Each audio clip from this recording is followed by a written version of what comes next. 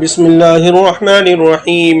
عن ابن عباس رضي الله تعالى عنه قال قال رسول الله صلى الله عليه وسلم: عينان لا تمسهما النار، عين بكت من خشية الله، وعين بابت تحرس في سبيل الله۔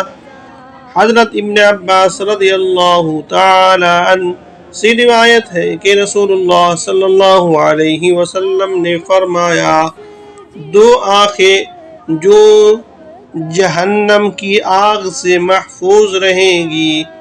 نمبر 1، وہ آنکھ جو اللہ کے خوف سے اشکبار ہو، یعنی اس آنکھ سے اللہ کے خوف سے آنسو گرے۔